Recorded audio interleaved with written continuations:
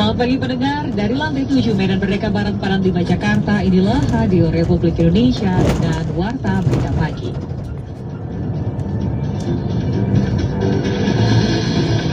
Stok solar itu di depo dan di SPBU itu sebenarnya ada. Cuman solar ini kan barang subsidi itu diatur dalam sebuah BPH Migas, itu ada kuota tertentu, batas subsidi yang harus disalurkan.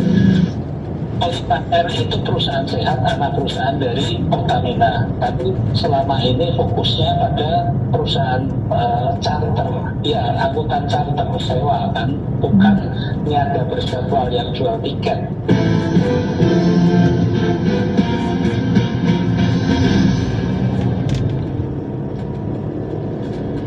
Sari Berita Pagi, kelangkaan bahan bakar minyak BBM jenis solar terjadi akibat adanya pengendalian batas subsidi. Sementara langkah pemerintah mempersiapkan maskapai Pelita Air dianggap sebagai keputusan yang terlalu terburu-buru. Inilah Warta Berita selengkapnya untuk hari ini, Senin 25 Oktober 2021, bersama saya, Fisti Rustarto.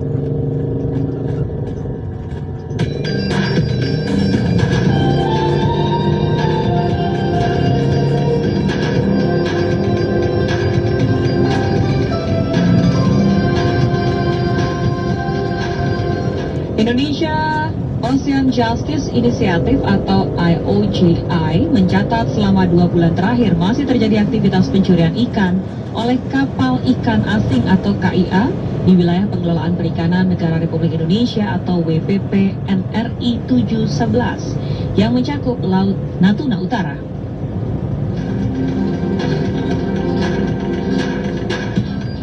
Sementara Menteri Badan Usaha Milik Negara Erick Thohir memerintahkan BUMN agar bidang penjualan pupuk segera menggarap pasar non-subsidi untuk antisipasi jika pemerintah menghentikan program bersubsidi.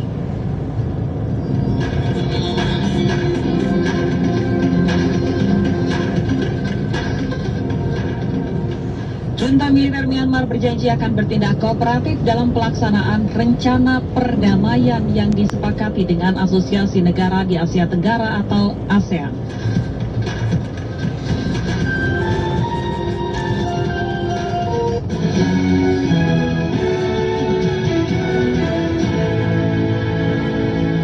Informasi pertama mengenai kelangkaan bahan bakar minyak atau BBM jenis solar yang terjadi dalam sepekan terakhir ini. Sales Branch Manager Pertamina Rayon 5, Yogyakarta, Joko Priambodo, mengatakan bahwa stok solar baik di depo maupun SPBU ada dan aman. Namun ternyata kelangkaan ini disebabkan karena pengendalian batas subsidi. Informasinya kita simak bersama Fatima Setiawan. Sebenarnya kalau cara langka kan berarti masalah ketersediaan stok solar. Kalau misalnya kita tanya stok solar itu di depo dan di SPBU itu sebenarnya ada. Dalam sepekan terakhir ini terjadi kelangkaan bahan bakar minyak BBM jenis solar di berbagai wilayah. Kondisi ini menjadikan masyarakat mengeluh karena kesulitan mendapatkan BBM untuk kebutuhan mobil pribadi, truk maupun bus.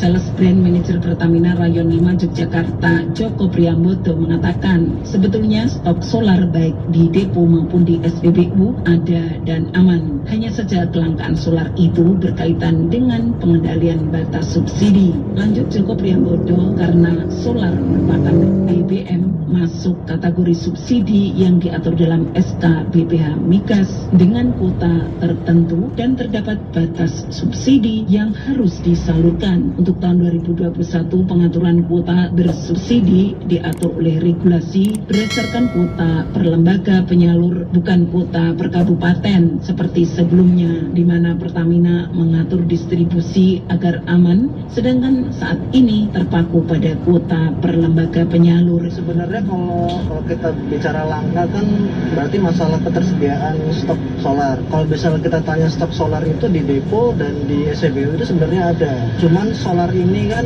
barang subsidi itu diatur dalam sebuah BPH Migas, itu ada kuota tertentu, batas subsidi subsidi yang harus disalurkan.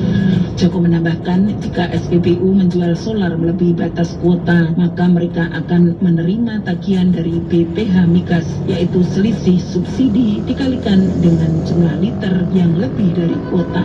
Itulah secara bisnis akan merugikan SPBU. Sementara supir truk material yang menggunakan BBM jenis solar, Kusmanto, warga Klaten, mengaku dalam 3 pekan terakhir ini kesulitan mencari solar. Dikatakannya setiap ke SPBU, BBM jenis solar selalu kosong. Kalaupun ada, itu pun dibatasi maksimal pembelian Rp200.000, bahkan Rp50.000. Ya kurang lebih 3 mingguan lah, karena saya bekerja sebagai supir truk material, merasa sangat sulit mencari solar karena saya datang ke POM, kadang ada, kadang tidak. Adapun batasi ada yang 200.000 dan ada juga POM yang 50.000, kadang sampai 3 POM baru terisi. Di sisi lain, kejadian kelangkaan solar ini dampak dari pelonggaran PPKM yang tidak diantisipasi oleh kebijakan. Saat ini pemangku kebijakan tengah melakukan penyesuaian penambahan kuota agar bisa mengurai masalah antrian solar. RR Surakarta, Fatimah Setiawan melaporkan.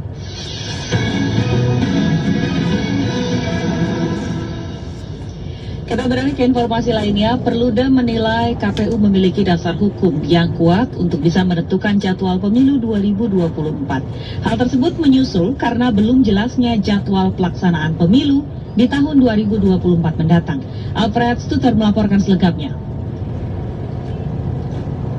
Ada dasar hukum yang menegaskan bahwa KPU berwenang untuk menetapkan hari, tanggal, dan waktu. Peneliti Perkumpulan untuk Pemilu dan Demokrasi Perludem Nurul Amalia Salabi dalam diskusi online bertajuk Tahapan Tidak Jelas Bagaimana Nasib Pemilu 2024 menekankan KPU berwenang menentukan jadwal pemilu 2024. Kewenangan itu diatur dalam 3 dasar hukum yang ada, seperti pasal 22E Undang-Undang Negara Republik Indonesia tahun 1945, kemudian dalam pasal 167 Undang-Undang Nomor 7 tahun 2017 tentang pemilu dan putusan Mahkamah Konstitusi Nomor 92 tahun 2016.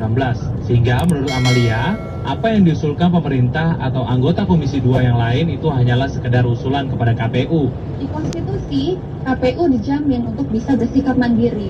Lalu di Undang-Undang Pemilu Nomor 7 2017 di pasal 167 itu juga secara terang benderang dinyatakan oleh para pembuat undang-undang bahwa penentuan hari, tanggal, dan waktu pemungutan suara pemilu itu ditentukan oleh KPU dengan keputusan KPU.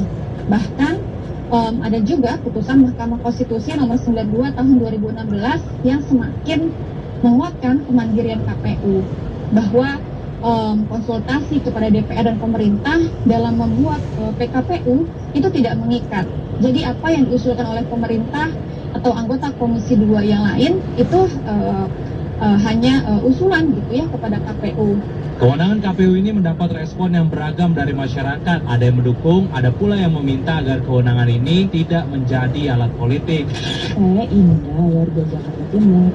Saya dukung KPU. Tapi saya mohon ya, jangan sampai kewenangan ini juga menjadi alat politik ya.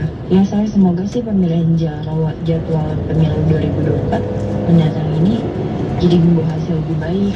Saya Ridwan, saya warga Depok. Saya mendukung kemandirian KPU untuk menentukan jadwal pemilu 2024 mendatang. Semoga nantinya pemilu mendatang menawarkan gagasan-gagasan yang tajam dan dapat membangun Indonesia untuk lebih maju ke depannya. Sebagai informasi, KPU hingga kini belum menentukan jadwal pemilu 2024. Hal ini disebabkan adanya perbedaan pendapat antara KPU, pemerintah, dan Komisi 2 DPR RI. KPU mengusulkan pemilu 2024 dilakukan pada 21 Februari, sedangkan pemerintah mengusulkan pemilu pada 15 Mei 2024. Sementara Komisi 2 DPR RI telah menunda rapat bersama pengambilan keputusan jadwal pemilu pada 6 Oktober 2021 lalu. Dari Jakarta, Alfred Stuter Pro 3 RRI.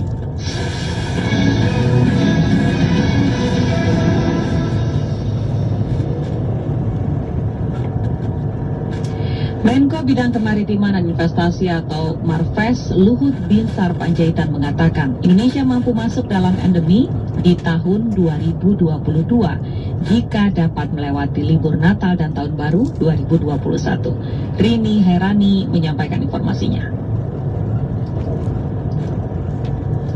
Menteri Koordinator Bidang Kemaritiman dan Investasi Luhut Binsar Panjaitan memperkirakan pada Januari 2022 Indonesia telah masuk fase endemi setelah sebelumnya diguncang pandemi.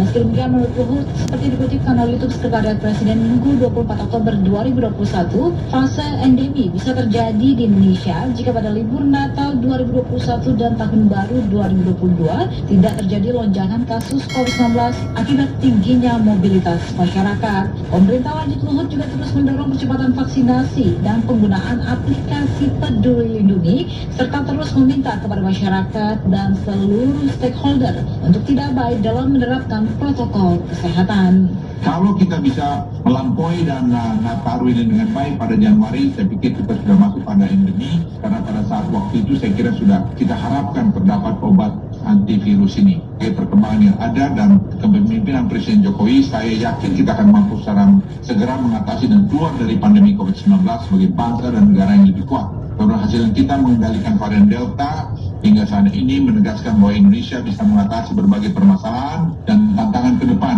jika kita melakukannya secara kompak. Untuk itu saya juga sekali lagi mengajak untuk saudara-saudara semua untuk kita sekali bahu-membahu menjaga COVID-19 tidak kembali melonjak. Tetap gunakan masker, ajak keluarga, saudara, teman-teman yang belum divaksin untuk segera divaksin. Dan jangan lupa untuk terus disiplin menggunakan Peduli Lindungi. Epidemiolog dari Griffith University Australia, Diki Budiman menyebut COVID-19 berpotensi besar berubah dari pandemi menjadi endemi. Namun harus ada cara efektif untuk melakukan transisinya. Percepatan vaksinasi dan penerapan protokol kesehatan harus dapat menjadi kunci dalam perubahan tersebut. Pengendalian pandemi saat masa endemik itu terjadi, ya, jadi tidak nol kasusnya, tetap ada, namun pada saat itu orang sudah dalam posisi bahwa kalau sakit ya rumah sakit ada treatment dengan antivirus, kemudian dengan vaksinasi cukup relatif memberi proteksi, dan juga tidak angka kematiannya sudah sangat kecil. Jadi ini yang akan dialami dan ada pola hidup baru yang lebih mencegah ya, penularan, karena masalahnya tidak bisa disamakan sekali lagi COVID-19 dengan flu, karena ada long COVID yang belum saat ini belum kita bisa jawab bagaimana mencegahnya. Sebelumnya, Deputi Bidang Koordinator Peningkatan Kualitas Kesehatan dan Pembangunan Kependudukan, Kementerian Koordinator Bidang Pembangunan, Manusia dan Kebudayaan, Agus Suprapto menjelaskan 3 tahapan pandemi menuju endemi. Tahapan tersebut mencakup persiapan di mana upaya preventif berupa perilaku protokol kesehatan, capaian vaksinasi, serta kegiatan 3T, yakni testing, tracing, dan juga treatment masih harus diperkuat. Kemudian tahap transisi, yakni penekanan jumlah kasus terkendali dan angka kematian.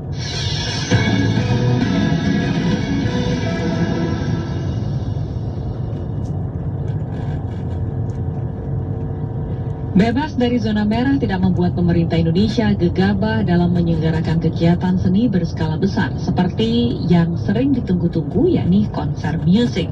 Berkembangnya digitalisasi, opsi konser secara hybrid dan drive-in perlu diperkirakan akan tetap berlangsung meski pandemi sudah berakhir. Kita simak laporan dari Safira Amalia.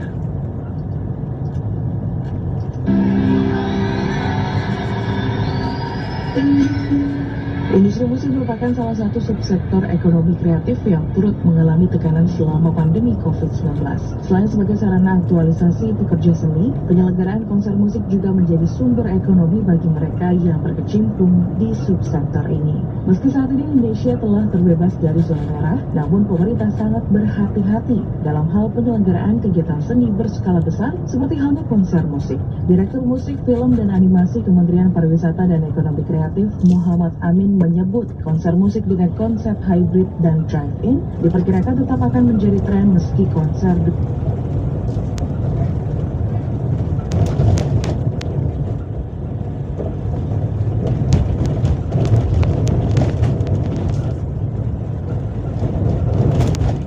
bagian dari kesenian.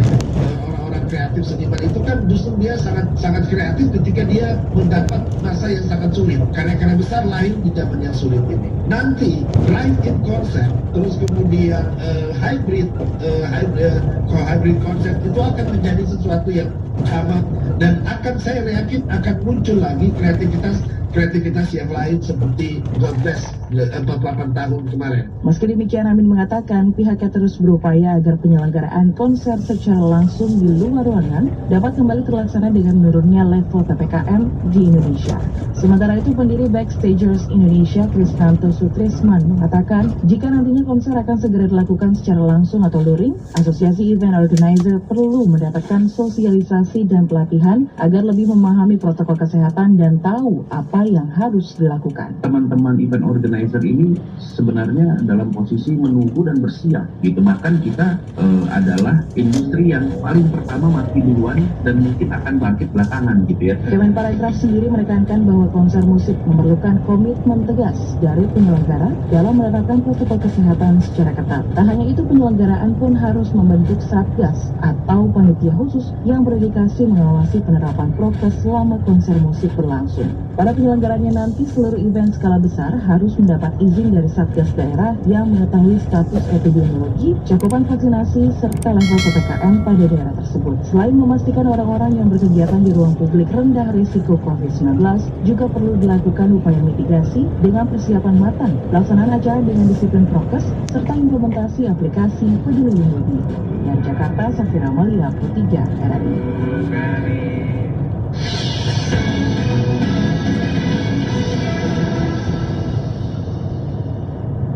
Terima kasih Anda masih bersama kami di Warta Berita, produksi Pusat Pemberitaan Program 3 Radio Republik Indonesia. Pendengar, langkah pemerintah mempersiapkan maskapai Pelita Air dianggap sebagai keputusan yang terlalu terburu-buru. Mengingat saat ini Garuda masih berjuang keluar dari masalah yang dihadapi. Informasi ini kami hadirkan secara spesial dalam laporan khusus Pro 3 bersama Nia Rapuliti Oleh. Laporan khusus. Laporan khusus. Laporan khusus. Selamat malam Bapak dan Ibu yang terhormat, di sini dengan pimpinan penerbangan Anda, Kapten Adriani Asyanto dari ruang pengemudi, didampingi perwira pertama Doni Yudianto. Pemerintah melalui Kementerian BUMN disebut tengah mempersiapkan PT Pelita Air Service sebagai maskapai berjadwal nasional untuk menggantikan PT Garuda Indonesia Persero. Langkah ini diambil sebagai usaha antisipasi jika proses restrukturisasi hutang dan negosiasi bersama lender dan lessor Garuda berakhir buntu. Sayangnya pengamat penerbangan Indonesia Alvin Lee menilai langkah Kementerian BUMN ini dianggap terlalu terburu-buru, terlebih jika membandingkan Pelita Air dan Garuda yang beroperasi pada bidang yang berbeda. Pelita Air itu perusahaan sehat, anak perusahaan dari Pertamina. Tapi selama ini fokusnya pada perusahaan charter. Ya, angkutan charter sewa kan, bukan niaga berjadwal yang jual tiket dan mengoperasikan pesawat-pesawat kecil, jumlahnya tidak banyak, juga helikopter. Sangat terlalu jauh loncatannya bagi Pelita Air untuk tiba-tiba berkembang menggantikan posisi Garuda. Yang lebih siap untuk menggantikan posisi Garuda kalau Garuda itu ditutup, ya Citylink ini sudah mengoperasikan pesawat jet, sudah beroperasi sebagai maskapai penerbangan niaga berjadwal, armadanya juga puluhan, tinggal maju selangkah saja sudah siap mengisi ruang Garuda. Kalau Citylink mengisi ruang Garuda, nanti mungkin Pelita Air secara bertahap mengisi ruang yang ditinggalkan Citylink dan bisa bekerja sama sebagai Citylink sebagai pengumpan, ya, dengan Citylink sebagai pengumpan atau feeder. Lebih lanjut, Alvin menjelaskan kejelasan nasib Garuda bergantung penuh pada pemerintah. Restrukturisasi hutang Garuda tidak akan menemui penyelesaian jika tidak ada kejelasan suntikan dana dari pemerintah. Saya menilai sikap pemerintah dan pernyataan seperti itu sangat tidak etis ya. Garuda sampai hari ini masih hidup dan saya tahu persis baik direksi maupun seluruh pekerja di Garuda juga sedang berjuang agar Garuda dapat survive. Tapi apakah Garuda ini bisa terus lanjut atau tidak, itu sepenuhnya di tangan pemerintah. Mau negosiasi restrukturisasi model apapun, kalau pemerintah tidak mendukung pendanaannya, ya sama saja sudah bohong. Tidak mungkin restrukturisasi utang itu tanpa kejelasan kapan Garuda akan mendapatkan suntikan dana berapa banyak kan. Awal Juni lalu dalam rapat kerja Kementerian BUMN dan Komisi 6 DPR RI, Menteri BUMN Erick Thohir menyebut beberapa akar permasalahan Garuda berasal dari lessor. Salah satu masalah terbesar di Garuda itu mengenai lessor. Di situ ada 36 lessor yang memang kita harus petakan ulang. Mana lessor yang sudah masuk kategori dan bekerja sama di kasus yang sudah dibuktikan koruptif. Nah itu yang pasti kita akan stand still, bahkan negosiasi keras. Tetapi kita juga mesti jujur, memang ada lessor yang tidak ikutan dengan kasus itu. Tetapi pada hari ini kemahalan, karena ya kondisi. Beban kedua terberat yaitu memang kita harus berani merubah bisnis model tidak hanya Garuda, tapi juga banyak perusahaan BUMN setelah pasca COVID.